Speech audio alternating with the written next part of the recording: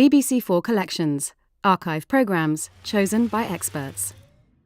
For this collection, Simon Jenkins has selected programmes celebrating the people and places of London. More programmes on this theme and other BBC4 collections are available on BBC iPlayer.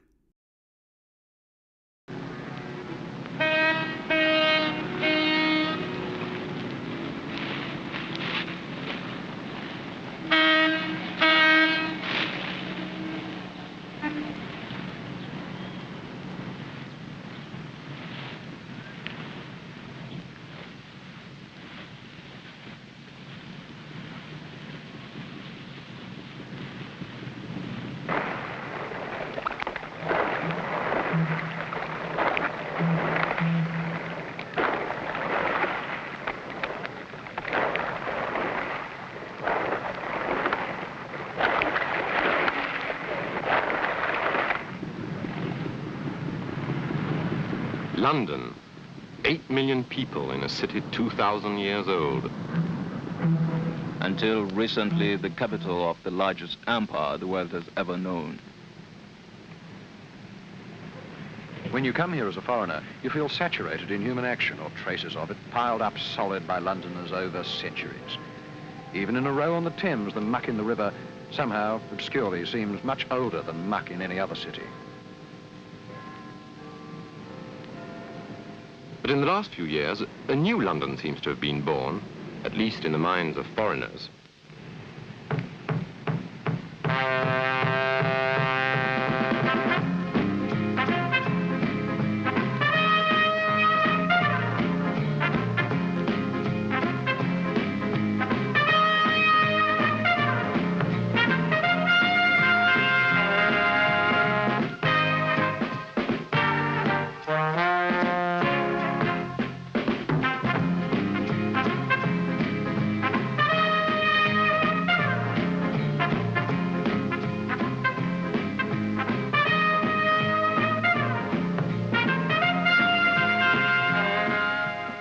This new look came from America. Americans had always doted on traditional London. And now, in the notorious words of Time magazine, London has burst into bloom. It swings, it is switched on. Everything new, uninhibited and kinky is blooming at the top of London life. It's fantastic, really. I like it very much, and all the persons I know like it. Some magazines were unenthusiastic. The atmosphere in London, one of them said, can be almost eerie in its relentless frivolity. Britain seems willing to sink, giggling, into the sea. But what did Londoners think? Oh, I think that every city has its time for about 2 years at a time, and I think about 5 years ago it was Rome, and now it's London. I think young people are much more able to enjoy themselves, and I think there's fun. Chelsea is very gay. Yes. I think it's great fun. I think it's become, the press has caused it to be a slightly more concentrated sort of swinginess. I mean, it's much more commercial than it ever was before.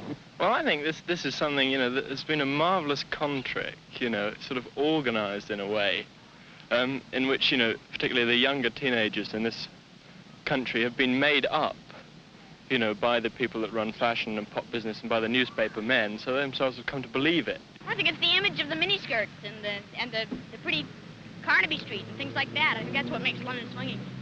Well, I'm a sort of a suburban housewife. It's this swing in London really doesn't interest me. I would say there is, yes. Yes, we're getting away. We've got to go on, haven't we? You don't go back. I would say there is. Yes, there's a new vogue coming out. Yes, I'm all for it myself. There is no one London. Everyone who lives here has his own city, and there are just as many Londons as there are Londoners, or for that matter, visitors.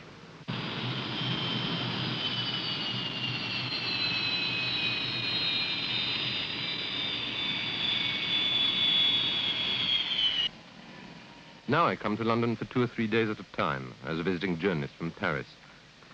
This capital to me is too often the official business London of politics, newspapers and theatres. It's not artificial, not unreal, but it's limited, over-focused on personalities, official events, over-rapid too.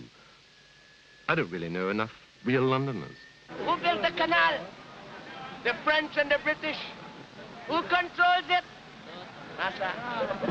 Who built Havana? The Americans. Who got it? That's true. Who's building Africa? The white. Who's going to get it? The black. Who built Oxford Street? The English. Who controls it? The Jews. Who built Buckingham Palace? The English. Who lives there? A Greek. As a black South African living in exile, I find this a vastly comic open-air cabaret show. Yet beneath all that mock insult against the English, these blacks state the terms on which they would like to be accepted into English society. They know they have something unique to contribute. They want to be accepted, but they're not buying British at all costs. And I want you to listen. Knock up all my carrot where I go singing low. Bye bye black man. You know what will wait for you, don't you? You don't have to be white to be decadent.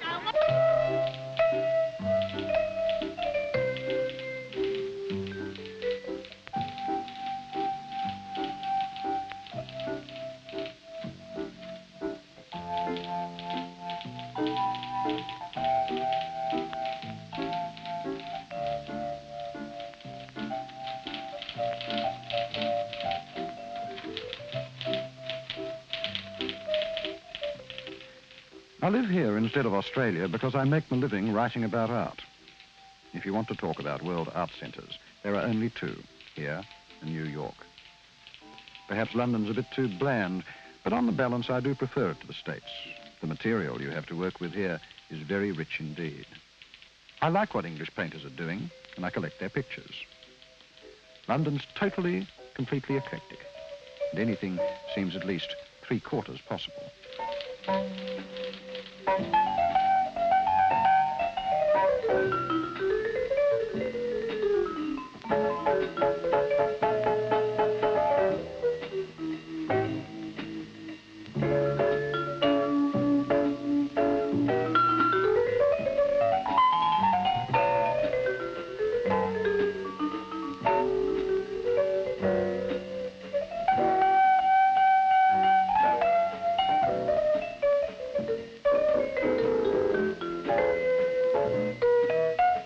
I can only write about the paintings that interest me strongly, and a lot of English art at the moment does. London looks like developing into a better place for young artists than it's ever been since the war, and that is another reason to stay. You're bombarded with sensations the whole time, things that demand to be evaluated. Actually, my big interest is the Italian Renaissance, and London has the great advantage of being 11,000 miles closer to my flat in Italy than Sydney is.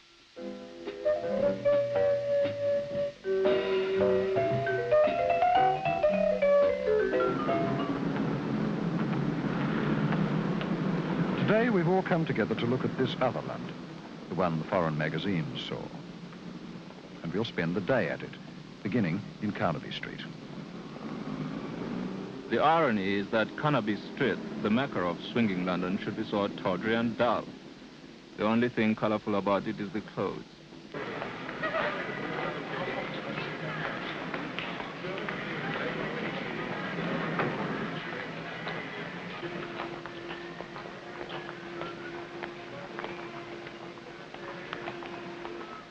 About that. I mean, look at this sort of stuff, for instance.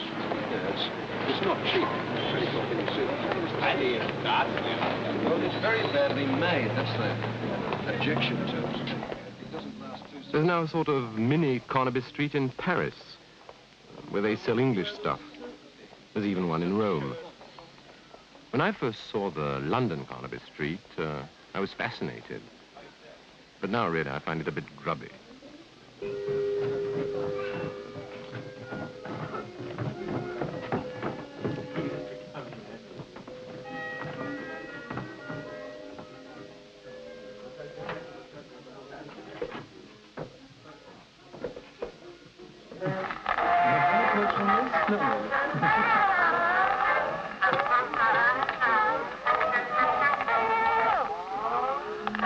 Have you ever noticed when it's raining how the longing for the sun to shine again? I see you've got a lot of mock Victorian designs too. Yes, for instance, you have here what I think you must have taken out of, say, a Victorian newspaper advertising the Kiva Corsa. And yet you've taken it out straight, and during Victorian times, one feels that this was, you know, a straight advertisement, and you give it a slightly virulent connotation. Why? It's a change of sense of humour now. People find it amusing now, whereas it was a straight advertisement once. We found a lot of people buying the old Victorian things because of what was written on them. So now we have them done on almost everything. I'm told that some of these motifs, the designs, don't sell so well, and yet others, you know, sell like hotcakes. Yes. Well, the slightly kinky ones, that's a marvellous with lots of straps. Oh, the lady with the straps all over her bust, yes. Why, well, this thing sells very well. Yes, that does. Very good stuff. Where the hell do you have the Union Jack all over the place? We're proud to be British. Come on. What is it, fundamentally? Nostalgia for the Empire? Yes, it is. That's a good point, because it's a Boer War tea caddy which has been reproduced. Very much nostalgia, which makes people buy it quite a lot. And the Union Jack is what kind of people? A terrific variety of people, young people and old people who surely can remember the original. Anything from a char lady to a retired colonel? Yes, anything. But what your shop is really about is camp, isn't it? This sort of half-mocking, half-affectionate look at what used to be produced 20, 30 years ago. What was produced 20 years ago is camp. What was produced 60 years ago, like Beardsley, is high fashion. Yes. This is permanent camp, isn't it? You can say that. Certainly the cushions and the tea towels are very high camp, even down to, we've got some Batman and Robin T-shirts, which are sort of the epitome of camp. God help us. Sorry, I'm obsessed by the flag. What I would like to know is why you don't put it on the numerous chamber pots that you've got. Well, we're working towards that. You're not being very surrealistic about it all, are you? I mean, that would be difficult. It's difficult to You dare not do it, simply? It's difficult to get the manufacturers to put a flag on a chamber pot. But you really feel you'd like to do it? Oh, yes, why not? Where do people buy chamber pots here? What do they use? Do you actually really sell a lot of them? Yes, we do. There's one type that has instructions printed in it, which is very good for serving or using as an ashtray. What's that? Which one? It's the slipper bed fan. What are the instructions? How to use it, actually, in case you don't know. But the other chamber pots sell very well to serve. Toss the salad in and fruit. Do you want to listen to this from the Wonder Book of the Empire? London is the mother city of an empire whose children are scattered under every sky. Upon the king of this nation and his councillors rests a burden such as no other king has ever carried. It is the council chamber of the Commonwealth, to which millions of many races look with love and reverence. There have been many empires, but never one like this.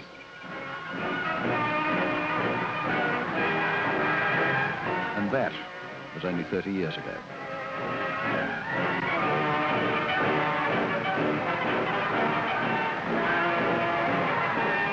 Colonial troops are great favorites all along the route.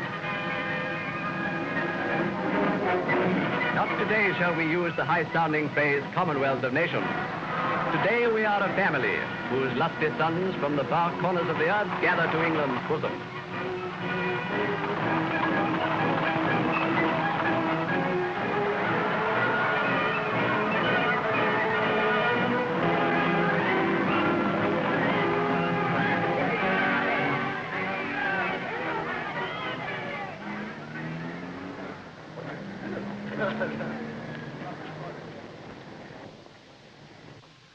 And Lord Kitchener's empire has shrunk to this little measure.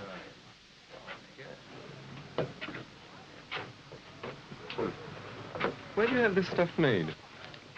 It's all genuine, military stuff. The majority of it is, some of it is theatrical, but most of it is genuine. Genuine? Oh, yes, pre-First World War, most of it. Where do you get it? It's a military secret. Do your customers come from a certain class, social class? Well, let's say when it started, they did. It was more or less the beatniks and, these type of people who've always, with the long hair, who don't mind being stared at. But now, it more or less hits everybody, all just the ordinary kids, which go to the clubs in London, I have a sort of puritanical reaction against dressing up. I have a vague feeling that people dress up not only to have good fun, but also because they long not to be themselves. You've had all this modern rock influence in England and then the convict stuff. Now you're going back to prehistory, just straightforward history. Yeah, well, it's their prehistory. Thermidor, after the revolution. This is very Germanic. Yes, it is Germanic. Well, this is the thing, you know. I don't think there's any sort of historical element involved. Medal, too, huh? Yeah, a little medal, which you didn't win. But it's a matter of prehistory. It's exactly like fancy dress. I remember when I was a kid, I used to go around in my grandfather's pith helmet, and that seemed absolutely remote from me. But the idea of dressing up in my father's Air Force uniform, say, would have been quite unthinkable. And all these chaps have got a lot of young people. None of them have been in the army. None of them have ever been in the army. They want to go in. I get a sort of ironic pleasure out of seeing them paying £5 or so for uniforms which I would have paid 50 quid not to have to wear when I was doing military service. Hey, why don't they have United States uniforms? They do have United States uniforms. I think they're over there. Yeah, but do they sell? Where's John? I don't know whether they sell or not. Yeah, they do. They do. Do all the uniforms much of England? A lot of people convert them into German uniforms and that sort. Why do they convert them into German uniforms? Do they all want to be little Germans, or...? No, it's quite a fad at the moment, the German uniform being the most prominent of all. Yeah. Well, is this like this thing that the kids are doing in Southern California, wearing swastikas and... Yes, yeah, the Iron Cross and that sort of thing, you know, they're very popular. Do you think they've got any sort of fascist or sadistic desires, or...? I hope not.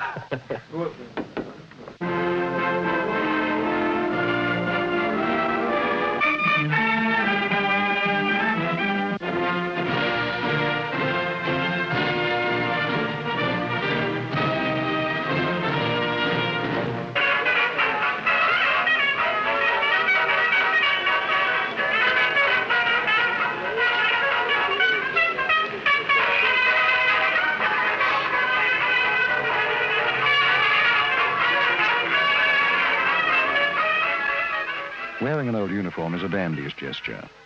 Once the dandy has made it, it can't be done again. The squares take it up. So the dandy must find another gesture. If he hasn't much money, he has to find it cheap. And hence the importance of junk. 5 or 10 years ago, you could always find something beautiful and well made in Portobello Road and buy it dirt cheap. Now it's mostly junk and tat.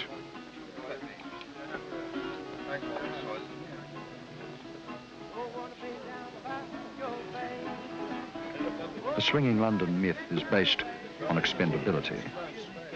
And nothing is more expendable than fragments of a past which you and your friends don't share. Every brassing stand and lead gnome in the Portobello has a giggle lurking somewhere behind it. Thank you.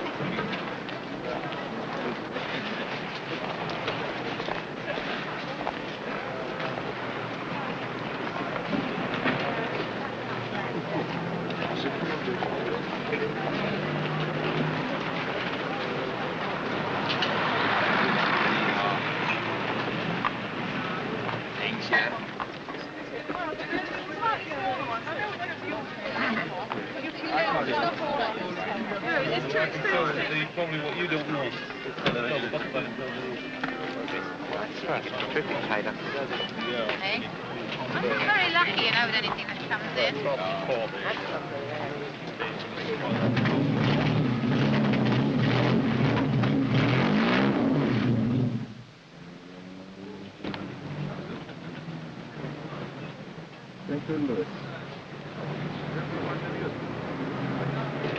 This is a piece of sculpture.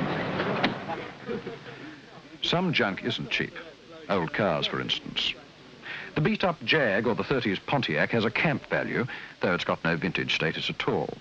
You have to pay for camp, this mocking but affectionate way of accepting dated things which have no particular real value. And camp transforms the past into theatre.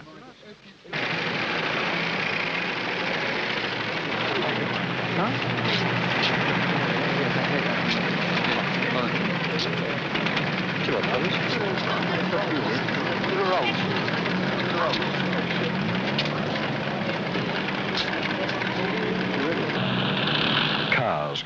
There have beautiful example of the way London can strangle itself in its own myth of progress. Ram 2 million metal boxes into a town plan that was never meant for them, and you instantly have chaos. Nobody laughs but the oil companies. It might be nice to destroy the lot, but that, of course, is only a dream.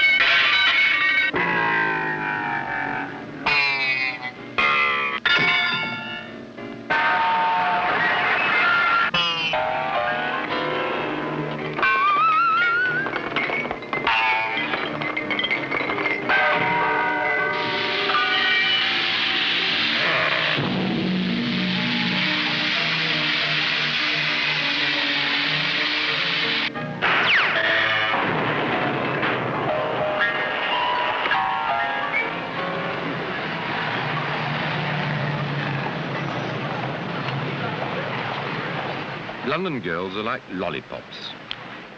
London girls are like tropical fish in a frozen tank. They're really like gazelles.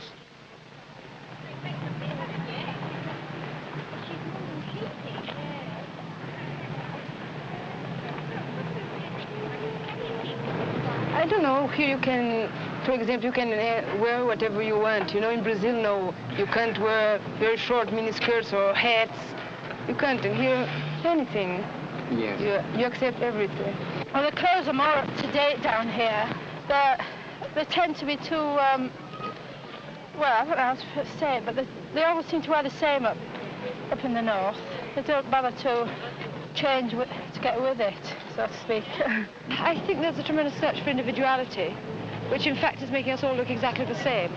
Well, I think because we're far ahead in the fashions now, you know.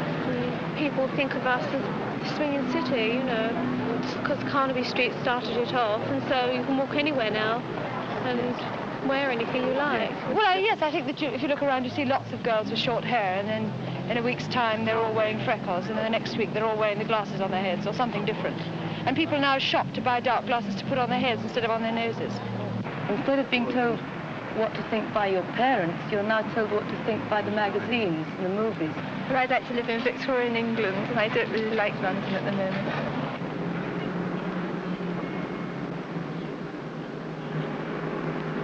When James Boswell came down to London for the first time from Scotland 200 years ago, he wrote, "London is undoubtedly a place where men and manners can be seen to the greatest advantage. Here we behold as fine women as were ever created, from the splendid madam down to the civil nymph with white thread stockings who tramps along the Strand and will resign her engaging person to your honor for a pint of wine and a shilling. After a moderate share of the pleasures of London, a man has a much better chance to make a rational and unprejudiced marriage." Don't even need the shilling these days. I think that young people's attitude is only for themselves. I think they care much less for old people now than they used to. I think the home is not an entirety like it used to be. After all, the church and its laws are based on theory and this sort of marriage and moral affair is just reverting back to Stone Age, more or less, isn't it? Have any woman you want, when you want. And a woman can approach a man on a completely level sexual basis. Of course, she's not going to get pregnant. Simple as that. Well, women have to be too much like men now, I think. They have to stand up for themselves, and so men don't respect women.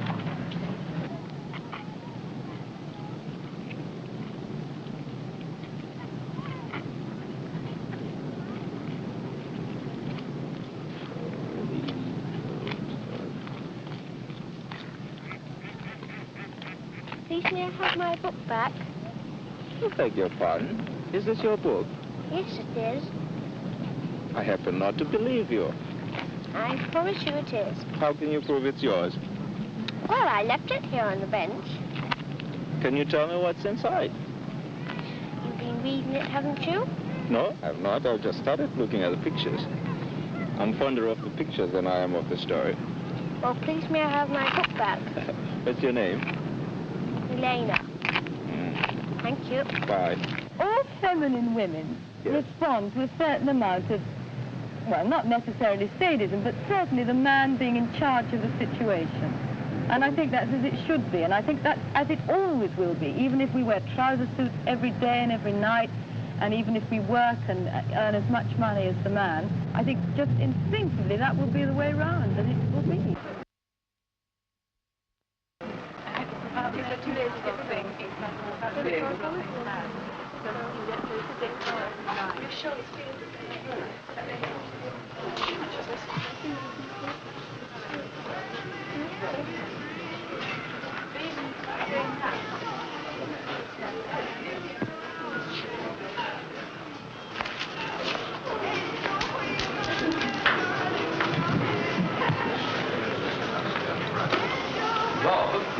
Very 19th century, but lighter.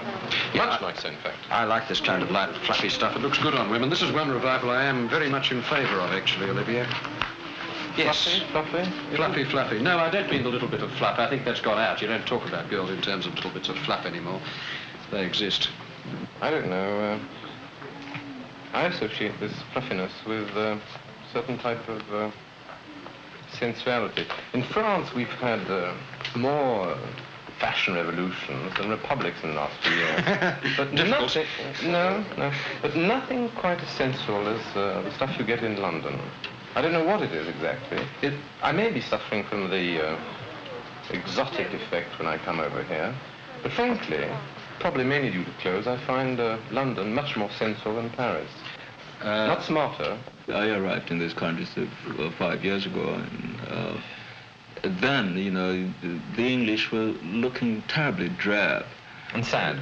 Yes, and there was an idea. I mean, I think one felt it, even if it wasn't, you know, sad to you, you know, that to be pleasurable, you know, was not nice, and to rivet the attention, you know, to your body, you know, was also art. But now, I mean, the young people, I mean, live to be looked at almost. To be looked at? Yes. Look at only. But you were asking about, you know, why this should appear sensual in this context. To me, it appears far more sensual than it does, for instance, at Saint-Tropez, where you have the sun, you have an environment in which you expect people to go around with a minimum of clothing. In London, the most unnatural possible garment is the miniskirt. It's freezing cold half the time. Yeah, mind you, when it's freezing cold, I would drop it. But what is unfair, I mean, to a stranger is to see all these, you know, fantastic, I mean, sort of really beautiful girls all over the place, and how do you make contact with them? I mean, you use your wits. Well, what's... but look, is there not this... What is unfair about it? Come on. Well, I mean, there ought to be... We don't want to get into the Swedish myth. No, in Africa, in South Africa, summer of happiness, God help us. You can, if you are in a train with a woman... Where? In South Africa, for yes. instance. If you're in a train with a woman, it doesn't matter whether she's terribly ugly. She could be as unprepossessing as possible, but it is the duty of the male, you know, to make her feel that she's wanted by society. In other words, you know, you have to say, you know, you're beautiful, you know, you actually say flirt, that, do you? Yes, you flirt, but it's not supposed to be taken very seriously. I mean, it could turn out to be serious, but you know, it doesn't have to be. But I mean, that means that the society creates opportunities for contact, and you don't feel that, you know, you're irrelevant, you know, to other people. And here, I mean, you're looking at a beautiful person, and you just want to go and tell her, you know, look, I think you're stunning. And the society has created so many inhibitions, you know, you can't do that because it's considered rude.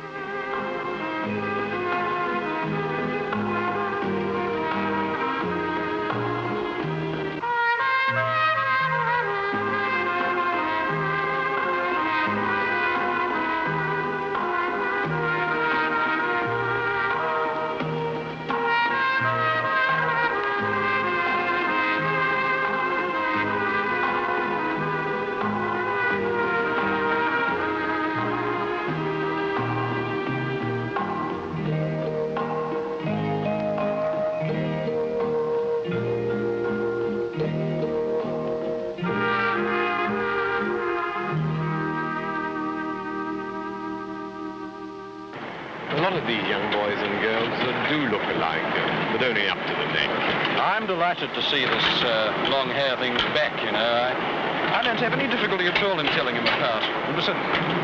Well, it's not as widespread as it might be commonly supposed to be anyway. A lot of young people are really very conventional. Yes, but you get this fashion for extremely long hair among the boys and short among the girls, radiating out from a kind of node. I think it becomes diluted as it gets out through the suburbs, don't you?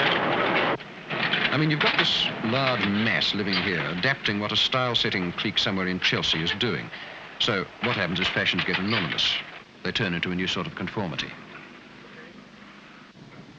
But you know, Bob, not only are the suburbs dreary, even the so-called gay swinging London still lacks amenities like the European-style cafe where you can meet practically everybody. Yeah, it does. I don't think the pub's much of a substitute for that, do you?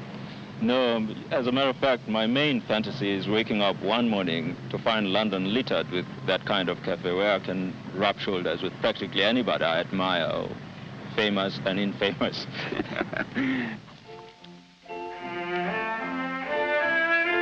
But what we're all determined to do is to see that Britain can advance industrially without lurching into boundary. I'm sure that our meeting will have made a great difference to friendly cooperation.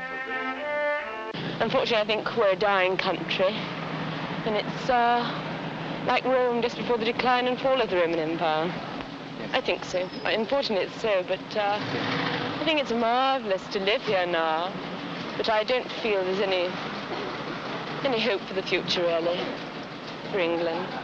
Well, I think so. Probably more of a freer life these days. Ah, yes, I pick up on that. Yes, freer life, yes. And I think the reason for this is that people are bunging in as much as they can do in one particular time. Than, yes, I agree with you. Yeah. I mean, you've got a threat of a nuclear war hanging over you. So people say, well, let's live for the present, damn it.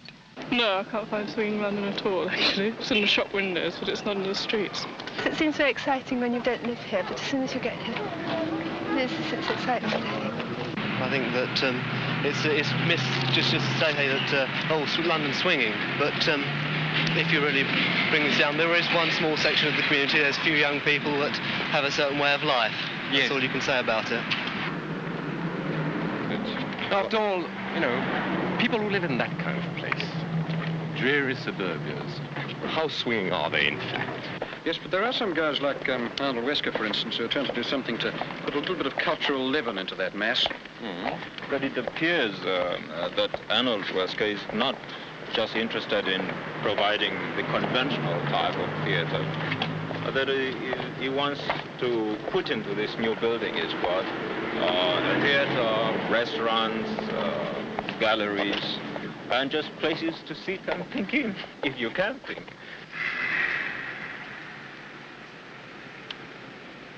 Arnold Wesker, as a playwright with a social message, it seems to me that one of your central ideas was that you hope socialism in this country would result in a certain amount of loosening up of the society, a certain amount of color, a certain amount of vitality.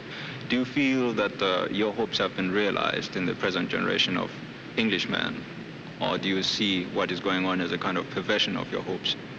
You straight away put your finger on something that I'm terribly confused about. As a writer, you'll know that secretly, when one writes plays like Chicken Soup, one would love people to go out and start a revolution immediately. They don't. The reasons behind writing a play like Chicken Soup are many. One was because all of us were aware in that period of the terrible grayness and drabness of not only life, but particularly socialist attitudes. And it seemed to me that the early spirit of socialism that I was familiar with, and one doesn't want to hang on to the past for the sake of the past, but it did contain a kind of spirit and a wish for color and the developing of all that marvelous potential that human beings had. But it took years for me to discover a very important thing about art, and that is that its effect I think a lot of us are only just realizing this, that the effect of art just isn't immediate. It's accumulative, and it takes its effect over generations. But is this what is happening now amongst the young people? Is this part of the accumulation? Now, about this I'm not sure. On the one hand, one looks at those pop programs on television and sees those lovely faces of youngsters, and you think, my God, there is the new generation, how marvelous, it's all going to happen. And you see Carnaby Street and you think, yes, there's colour, there's movement, there's a breakthrough of some sort. And then you look closely at the Carnaby Street clothes, and they're tatty, and they don't last long. And there's something ephemeral about all that's happening. And then when sorry, just to finish, and then when the Beatles are exploited in the way they are, and one thinks of what the Beatles could have done. What could they have done? They have such an extraordinary position in society that there's almost nothing that they couldn't have done, from the harnessing of the money of youngsters to send to underdeveloped countries or starvation areas, to the creation of a dozen centres like this. I mean, with a snap of their fingers, they could have done so much.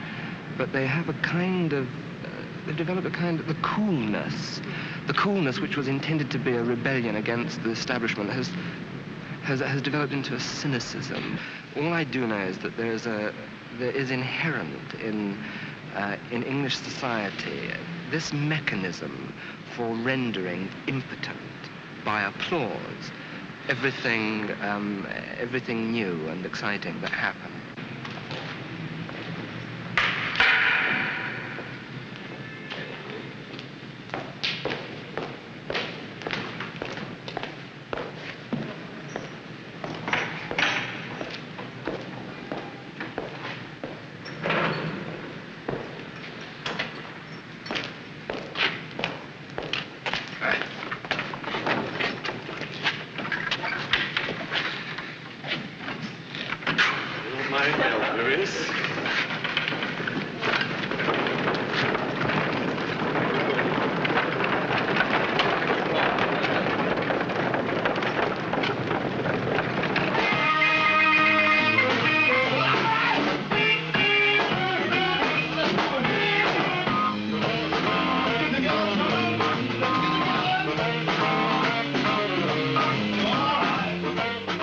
In a nightclub like this one, nothing is as cool as a Negro on the dance floor.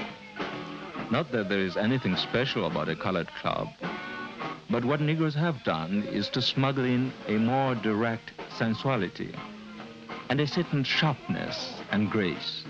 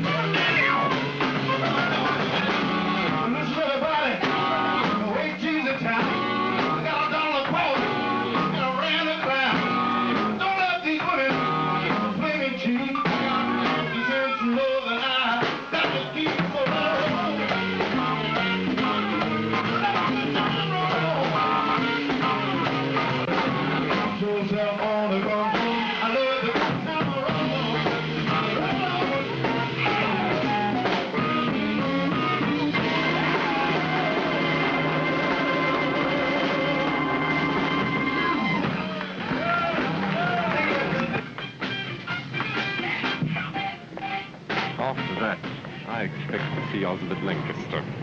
You mean the cartoonist? Yes. You know him? No. Well, let's go and see if he's in.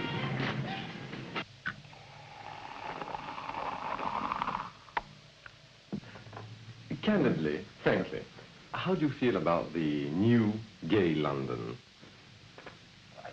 Well, it's all that new. Once every 10 years, on the average, in my experience. But how does it compare with the London of the bright young things before the war? Well, it's on a much larger scale. There are a great many more people. The place is much more crowded and less intimate, as it were. And secondly, of course, the young, a larger section of the young, anyhow, got far more money than they had in the 20s. Now, how do you feel about that?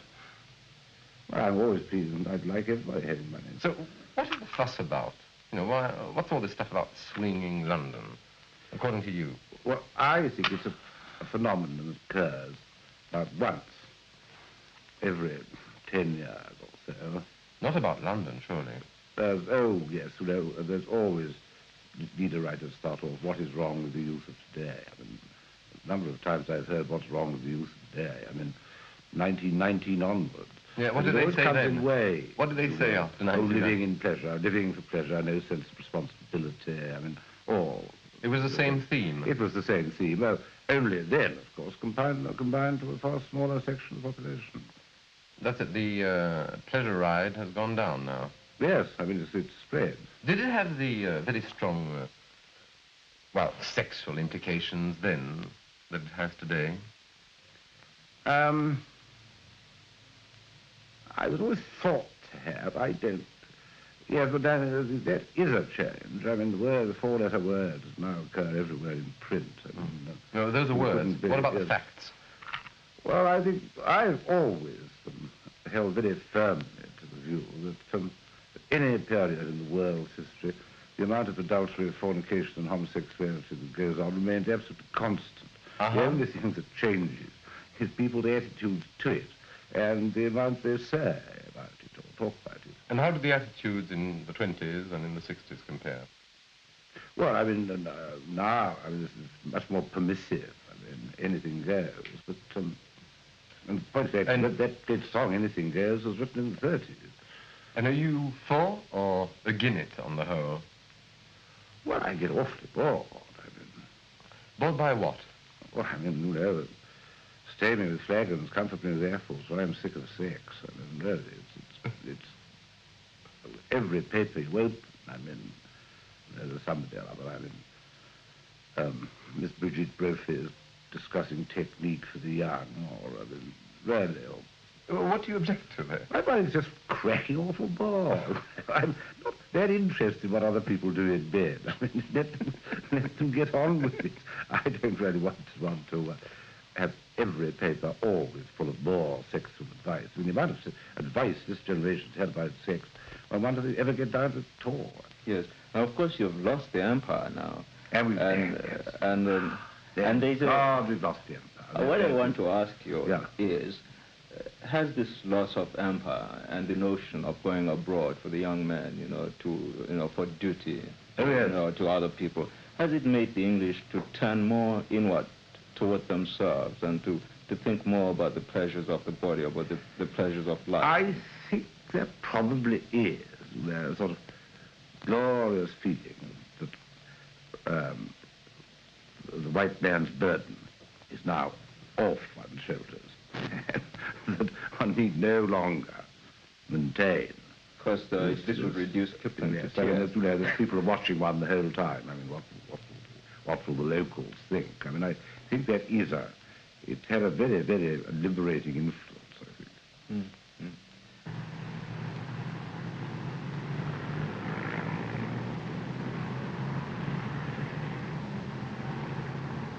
I've always associated the English in London with a kind of calm madness, some form of accepted eccentricity. I still find it here. The London fashion bubbling is part of a cycle. I think it'll wash away. Now, people here don't strike me as being more permissive or wilder than in Paris. Their manners are definitely easier, freer, less hypocritical than in the post-war London I knew. Then, for a student, what to do in the evening was quite a problem. I think that London has now the vitality, the color, and even a new extravagance that I like. There is that nervous expectation that something exciting is about to happen in the next pub or street corner.